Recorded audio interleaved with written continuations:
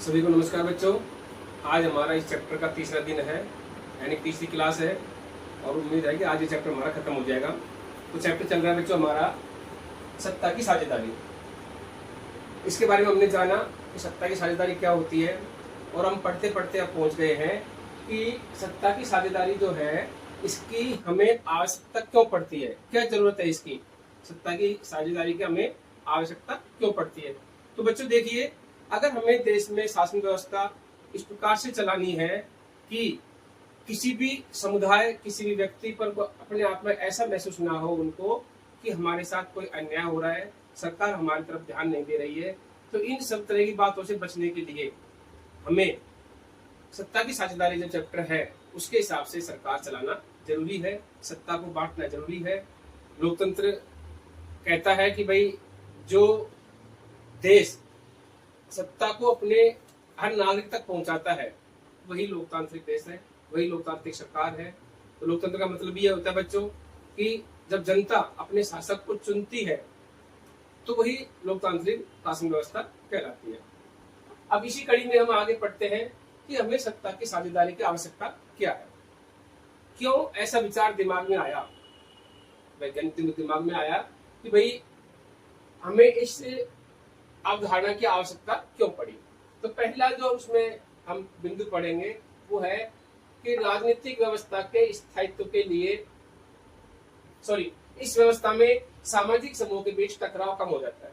Very good, अच्छी बात है कि अगर सत्ता की साझेदारी है देश में, देश की सरकार इस व्यवस्था पर काम कर रही है, तो जो पहली बात है इसमें लिखा है कि इस व्यवस्था में अगर इस तरह की व्यवस्था है तो इसमें सामाजिक समूह के बीच में टकराव कम हो जाता है और देश में अच्छी व्यवस्था को लागू करने के लिए, चलने के लिए हमें कोई भी समूह हो, चाहे सामाजिक हो, आर्थिक हो, किसी तरह का कोई समूह हो, चाहे जातीय समुदाय हो, समूह हो, उनमें टकराव अगर कम रहेगा तो शासन व्यवस्था अच्छी तरह से काम करेगी। ये तो अच्छी बात है, हम जानते हैं इस बात को। लेकिन अगर मान लो कहीं पर थोड़ी सी व्यवस्था में कमी है, किसी को भी ऐसा लग रहा है कि भाई हमारे साथ अन्याय हो रहा है, चाहे वो कोई समूह हो, चाहे कोई व्यक्ति हो, तो फिर व्यवस्था थोड़ी गड़बड़ा जाती है और उसी का परिणाम होता है कि शांति जो व्यवस्था चलती है, शांत, उसके खिलाफ काम शुरू हो जाता है, सारे देश में अशांति फैल जाती है। दूसरा जो हमारा बिंदु है वो है राजनीतिक व्यवस्था के स्थायित्व के लिए अच्छा है। ये शासन व्यवस्था, सत्ता का बंटवारा जो व्यवस्था है, जो अवधारणा है, जो सिस्टम है, ये राजनीतिक व्यवस्था के स्थायित्व के लिए अगर सत्ता का बंटवारा हमने ठीक से कर दिया और सब इस व्यवस्था से खुश हैं, देश का हर नागरिक, हर संस्था, हर समुदाय अगर इस व्यवस्था से खुश है, वो संतुष्ट है, तो पक्की बात है बच्चों कि जो हमारी लोकतांत्रिक व्यवस्था जो है, राजनीतिक व्यवस्था जो हमारी है, वो स्थायी रहेगी। नहीं तो अगर ऐसा नहीं हुआ, कहीं भी थोड़ी अव्यवस्थित हुई, तो पक्की बात है कि भाई इस व्यवस्था में कहीं न कहीं कोई टकराव या अवरोध जरूर पैदा होगा जो हमारे देश की व्यवस्था को डगमगा करके रख देगा। तीसरी बात जो है इसमें कही गई है कि भाई क्यों जरूरी है, तो इसका तीसरा कारण है सत्ता का बंटवारा लोकतांत्रिक व्यवस्था के लिए ठीक है। अच्छी बात है, लोकतांत्रिक व्यवस्था के लिए ठीक बताया गया है कि सत्ता का बंटवारा जो हम करते हैं वो लोकतांत्रिक व्यवस्था के लिए ठीक है। लोकतांत्रिक व्यवस्था, जहां जहां लोकतंत्र है, जिस जिस देश में लोकतांत्रिक शासन व्यवस्था है, वहां पर एक व्यक्ति या एक संस्था के हाथ में तो सत्ता होनी ही नहीं चाहिए। अगर एक व्यक्ति या एक संस्था, किसी के भी हाथ में अगर एक जगह केंद्रित है सत्ता, तो उस व्यवस्था को हम लोकतांत्रिक व्यवस्था कह ही नहीं सकते। तो फिर लोकतांत्रिक व्यवस्था में हमें सत्ता का बंटवारा जरूरी है। अगर सत्ता का बंटवारा सही है तो फिर या सत्ता में साझेदारी तभी जनता करेगी जब उनको लगेगा कि व्यवस्था हमारे यहाँ पर सबको बटी हुई है, हर नागरिक सरकार के साथ मिलकर के काम करेगा, हर समूह देश का सरकार के साथ मिलकर के काम करेगा। ऐसी व्यवस्था इसलिए कहा गया है कि लोकतांत्रिक व्यवस्थाओं के लिए ये जो व्यवस्था है वो ठीक है, तभी उसको हम लोकतांत्रिक कहेंगे। चौथा जो कारण है, सत्ता की साझेदारी लोकतंत्र की आत्मा है। सत्ता की साझेदारी लोकतंत्र की आत्मा है। बिल्कुल सही है कि लोकतंत्र जो है वो इस व्यवस्था पर टिका हुआ है। लोकतंत्र में अभी मैंने बताया था, जैसे अभी आज की क्लास में, कि लोकतंत्र ये कहता है कि सत्ता किसी एक व्यक्ति के हाथ में न होकर के सत्ता का बंटवारा जनता तक पहुंचना चाहिए। तभी जनता हमको सरकार के साथ साझेदारी करती दिखेगी, तभी खुश होकर के जनता सरकार के साथ आएगी।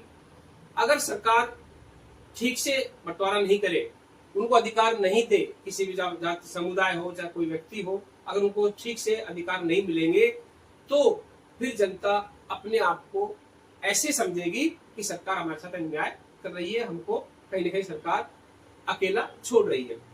तो फिर क्या है, लोकतंत्र इसी बात पर टिका हुआ है कि जो व्यवस्था है, जो सरकार की शक्तियां हैं, उनको जनता तक पहुंचना अति आवश्यक है। इसीलिए कहा गया है कि ये जो व्यवस्था है, सत्ता की साझेदारी वाली जो व्यवस्था है, सत्ता का बंटवारा वाली जो व्यवस्था है, ये लोकतंत्र की आत्मा बताई गई है। नंबर 5, एक अच्छी सरकार वही है जिसमें अपनी भागीदारी के माध्यम से सभी समूह शासन व्यवस्था से जुड़ते हैं। क्या बात है। एक अच्छी सरकार वही है जिसमें अपनी भागीदारी के माध्यम से समूह शासन व्यवस्था से जुड़ते हैं। यानी कि एक अच्छी सरकार उसी को बताया गया है जिसके कामों को देख करके, जिसकी शासन व्यवस्था को देख करके जनता, सामाजिक समूह, आर्थिक समूह, औद्योगिक समूह, व्यापारी समूह, जितने भी समूह काम करते हैं देश के अंदर, वो सभी समूह, वो सभी व्यक्ति मिलकर के अपने आप देश के साथ जुड़ जाते हैं, सरकार के साथ जुड़ जाते हैं, सरकार के साथ मिलकर काम करते हैं। जब सरकार के साथ जनता जुड़ जाती है तभी वास्तव में सत्ता की साझेदारी वाला जो शब्द है ये सार्थक माना जाता है। तो हम ये कहेंगे कि अगर हमें देश में अच्छी व्यवस्था लाना है, देश की सरकार को स्थायित्व प्रदान करना है, देश में लोकतांत्रिक व्यवस्था को कायम रखना है, तो हमें जनता को साथ में लेकर चलना पड़ेगा। और जनता साथ में तब चलेगी बच्चों, जब जनता को ये लगेगा कि हमारी सरकार हमारे लिए कुछ कर रही है, हमारी सरकार हमारे हितों का ध्यान रख रही है, हमारी सरकार हमारी चिंता कर रही है। तब जाकर के जनता सरकार के साथ मिलकर के काम करेगी, और सरकार मिलकर काम करेगी, इसी को हम सत्ता की साझेदारी कहेंगे। अब आगे जो हम पढ़ने जा रहे हैं वो है कि हमने ये पढ़ तो लिया कि सत्ता का बंटवारा, सत्ता की साझेदारी, लेकिन सत्ता का बंटवारा हम कर किस किस तरीके से सकते हैं। अब हमें ये समझना है उसके क्या क्या रूप हो सकते हैं सत्ता को बांटने का। क्या सत्ता को डायरेक्ट व्यक्तियों के हाथ में दे देना चाहिए या किसी और किस तरीके से सत्ता को बांटना चाहिए। तो उसके 4 रूप सुझाए गए इस चैप्टर के अंदर कि हम सरकार की तरफ से या सरकार की शक्तियों को हम इस तरीके से बांट सकते हैं, बांट करके देख सकते हैं, शासन को चला सकते हैं। इसका पहला रूप है बच्चों कि शासन के इस रूप में एक पहली जो व्यवस्था है, पहला जो रूप बताया गया है वो बताया गया है कि हम सत्ता को विधायिका, कार्यपालिका और न्यायपालिका में बांट सकते हैं। इसे हम सत्ता का क्षैतिज वितरण कहते हैं। इस व्यवस्था को नियंत्रण व संतुलन की व्यवस्था भी कहते हैं। क्या बात कही है कि हम शासन की इस व्यवस्था में सत्ता को, यानी सरकार की शक्तियों को विधायिका, कार्यपालिका और न्यायपालिका में बांट करके देख सकते हैं, इनको शक्तियां दे सकते हैं। और इससे क्या होगा कि ये एक दूसरे के ऊपर इस प्रकार से नियंत्रण रखती हैं कि कोई भी एक संस्था, कोई भी एक भाग सरकार का, कोई भी एक अंग अपने अधिकारों को का गलत उपयोग नहीं कर सके। विधायिका का काम है देश में कानून बनाना, कार्यपालिका कानून बनने के बाद उनको लागू करने का काम करती है, उन्हें क्रियान्वित करती है। न्यायपालिका जब मतभेद अंगों में होता है, इन अंगों में किसी बात पर, तो उसका न्याय करने का काम जो करती है वो न्यायपालिका करती है। लेकिन देखिए अभी मैंने बताया था बच्चों कि ये एक दूसरे पर निर्भर है। कोई भी अपने आप में पावरफुल नहीं कह सकती कि मैं पावरफुल हूं। कैसे?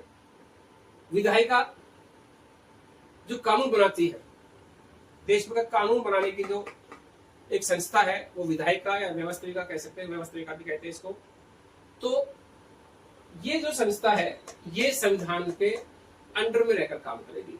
ये नहीं कि कानून बनाने का मेरा काम है तो मैं कोई भी ऐसा कानून बना दूं जिसमें मेरा हित हो, ऐसा नहीं कर सकती, क्योंकि ये संविधान के दायरे में रहकर ही कानून का निर्माण कर सकती है।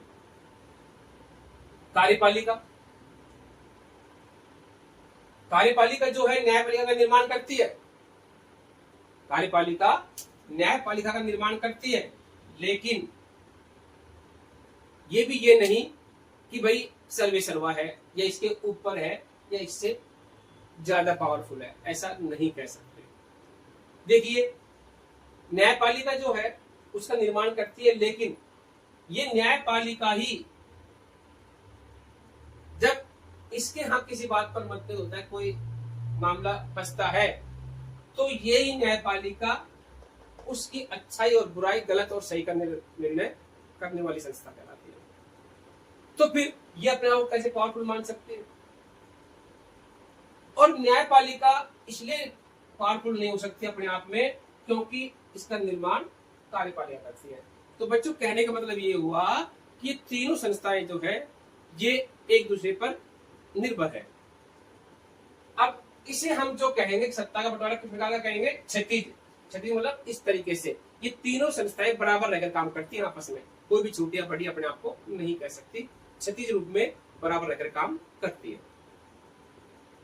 दूसरा जो इसका रूप हो सकता है बच्चों वो है इस व्यवस्था में सत्ता को सरकारों के बीच बांटा जा सकता है, जैसे केंद्र सरकार, राज्य सरकार, स्थानीय सरकार। एक अलग से रूप बताया हमको कि हम इस सत्ता को, इन शक्तियों को विभिन्न प्रकार की सरकारों में बांट करके भी देख सकते हैं। तो विभिन्न प्रकार की सरकारें कौन सी हो सकती हैं? केंद्र सरकार, राज्य सरकार, स्थानीय सरकार। यहां पर भी बच्चों वही है, इस प्रकार के बंटवारे को हम कहते हैं ऊर्ध्वाधर वितरण। ऊर्ध्वाधर वितरण बोलते हैं इसको, यानी ऊपर से नीचे। केंद्र सरकार पूरे देश को देखती है, पूरे देश की शासन व्यवस्था की जिम्मेदारी केंद्र सरकार की मानी जाती है। फिर आती है राज्य सरकार, राज्य के जो मामले होते हैं, राज्य स्तर के मामले, उनको राज्य सरकार देखती है। और जो स्थानीय स्तर के ग्रामीण क्षेत्रों में नगर पालिका हो, आपकी जिला परिषद हो, ग्राम पंचायत हो, इन प्रकार की सरकारों को हम पंचायती राज व्यवस्था के अनुसार स्थानीय सरकार कहते हैं। तो ये स्थानीय सरकार जो है अपने स्थानीय स्तर के जो मामले होते हैं उनको देखती है, संभालती है, उन प्रकार ये करती है। इसको ऊर्ध्वाधर वितरण, ऊपर से नीचे की ओर कहते हैं, नीचे से ऊपर की ओर। अब इस व्यवस्था में क्या होता है कि ये सरकारें जो काम कर रही हैं वो अपने क्षेत्र में, अपने क्षेत्र के लिए फुल पावरफुल। वो ये नहीं कह सकती कि मैं मेरे क्षेत्र को कैसे चलाऊं, क्योंकि उसके ऊपर भी फिर दूसरी सरकार है। राज्य सरकार अपने राज्य को चलाने के लिए स्वतंत्र है, अपने स्तर से चलाने के लिए, अपने तरीके से चलाने के लिए स्वतंत्र है। और ऊपर फिर जाकर के हम देखते हैं तो केंद्र सरकार जो है पूरे देश को अपने तरीके से चलाने के लिए स्वतंत्र है। इनको स्वतंत्रता नहीं मिलेगी तो ये अपने स्तर पर ठीक से खुल करके स्वतंत्र रूप से काम नहीं कर पाएंगे। तीसरी जो व्यवस्था है वो व्यवस्था है कि सत्ता को विभिन्न सामाजिक समूह, मसलन भाषाई और धार्मिक समूह में बांट सकते हैं। जैसे बेल्जियम की सामुदायिक सरकार इस व्यवस्था का एक उदाहरण है। बेल्जियम की शासन व्यवस्था में मैंने पढ़ा था सामुदायिक सरकार, जिसके सभी समूह मिलकर के उसका निर्माण करते हैं, ये पढ़ा था हमने उसके बारे में। अब ये जो व्यवस्था है, तीसरी जो व्यवस्था है, इसमें ये कहा गया है कि हम सत्ता को विभिन्न सामाजिक, चाहे आर्थिक, या जो भी भाषा के आधार पर जो समूह बनते हैं, इस प्रकार के समूह में बांट करके देख सकते हैं। देश की व्यवस्था को चला सकते हैं। तो इस प्रकार की व्यवस्था का तीसरा रूप हमको सुझाया गया कि विभिन्न सामाजिक समूह मसलन भाषाई और धार्मिक समूह में हम सत्ता को बांट सकते हैं। और ये एक बेल्जियम की जो सामुदायिक सरकार जो थी वो इसी प्रकार की व्यवस्था का उदाहरण थी, जिसका काम था विभिन्न प्रकार के सभी समुदायों की व्यवस्था को देखना, उनके हित में सोचना और सरकार को सुझाव देना। चौथा जो रूप सुझाया गया बच्चों को, चौथा जो रूप है या क्या हो सकता है चौथा, वो है कि सत्ता को विभिन्न दबाव समूह, दबाव समूह, अब एक नया शब्द आ गया दबाव समूह। दबाव समूह में जैसे व्यापारियों का, उद्योगपतियों का, किसानों का और औद्योगिक मजदूरों के संगठित समूह में बांट करके भी हम सत्ता को चला सकते हैं, देश की व्यवस्था को देख सकते हैं, देश की व्यवस्था को चला सकते हैं। इस व्यवस्था में देखिए अब एक नया शब्द आया बच्चों, दबाव समूह। दबाव समूह से जैसे कि थोड़ा पता लग रहा है सीधा शाब्दिक अर्थ में कि दबाव डालने वाला समूह। अब वो दबाव किस पर डालता है, तो सीधी सीधी बात है कि दबाव डालता है वो सरकार के ऊपर। वो सरकार में एक्टिव नहीं रहता, सरकार में उसकी कोई भूमिका नहीं रहती, लेकिन आंतरिक रूप से सरकार के ऊपर प्रेशर पूरा रखता है, क्योंकि अपने आप को इस तरह से संगठित रखता है, वो अपने आप को इस तरह से मजबूत रखता है, देश की जनता पर अपना प्रभुत्व कायम रखता है कि वो अगर सिंपल भाषा में कहें तो इतने वोटों को साथ लेकर के चलता है कि सरकार आखिर उनके दबाव में काम करती है, वो सरकार के निर्णयों को बदलने में अपनी भूमिका अदा करते हैं। ये जो समूह होते हैं, बड़े बड़े समूह होते हैं, ये इन्हीं को दबाव समूह कहा गया है। बाकी इसका एक अलग से चैप्टर आएगा, वो अलग से पढ़ेंगे बाद में, अभी फिलहाल मैंने शॉर्ट में बताया है। तो इन विभिन्न समूह, व्यापारियों का हो सकता है बड़ा समूह, उद्योगपतियों का हो सकता है, बड़े बड़े उद्योगपति जो होते हैं उनका समूह हो सकता है, और वो देश की अर्थव्यवस्था को संभालने में आपको पता है कि बहुत बड़ा सहयोग देते हैं। जब जहां पर अर्थव्यवस्था का मामला आ जाता है तो सरकार अपने आप दब जाती है। किसानों का भी बड़ा समूह, हमने कुछ दिन पहले देखा था कि किसानों के जो आंदोलन हुआ था, किसान आंदोलन, उसने व्यवस्था को किस तरह से डगमगा दिया था देश में, हमने आपने सबने देखा था। औद्योगिक मजदूरों का समूह, ये भी एक बहुत बड़ा समूह होता है बच्चों। इन सब में भी हम सत्ता को बांट करके, शक्तियों को बांट करके देख सकते हैं। शासन व्यवस्था का रूप इस स्तर में भी हम आराम से देख सकते हैं। यानी सरकार के जो शक्तियां होती हैं, हम उस शक्तियों को, उस सत्ता को इन समूहों में बांट करके भी हम देख सकते हैं। तो ये हमारा एक चौथा रूप हुआ। अब बच्चों हमने एक चैप्टर पढ़ लिया, लगभग चैप्टर पूरा हो गया है, तो मैं शॉर्ट में थोड़ा सा समझा दूं कि किसी भी देश में जब सरकार काम करती है और वो सरकार अपने प्रभाव को दूर दराज में बैठे नागरिकों तक पहुंचा देती है और सबके मन में सरकार के प्रति जब अपनापन आना शुरू हो जाता है, तो वो व्यक्ति सरकार के साथ जुड़ जाता है मन से। और जब व्यक्ति सरकार के साथ जुड़ते हैं, इसका मतलब ये होता है कि सरकार के साथ मिलकर के काम करना शुरू कर देते हैं, सरकार का हर तरह से वो सहयोग करते हैं। जब वो सरकार का सहयोग करना शुरू कर देते हैं, तो हम कह सकते हैं कि सत्ता में अब जनता की भागीदारी शुरू हो गई है। अब ये सरकार कभी भी फेल नहीं हो सकती, ये सरकार स्थायी रहेगी। सरकार को स्थायित्व प्रदान करता है ये हमने पढ़ा है अभी इसमें कि ये जो व्यवस्था है, सत्ता की साझेदारी वाली जो व्यवस्था है, ये सरकार को स्थायित्व प्रदान करती है। और उसका कारण यही है कि जब जनता मिलकर के सहयोग करती है सरकार का, तो उस सरकार को कोई हिला नहीं सकता। अंत में मेरा यही कहना है। ये चैप्टर हमारा पूरा हुआ। सभी को धन्यवाद। ठीक से पढ़ें और पढ़ते रहें।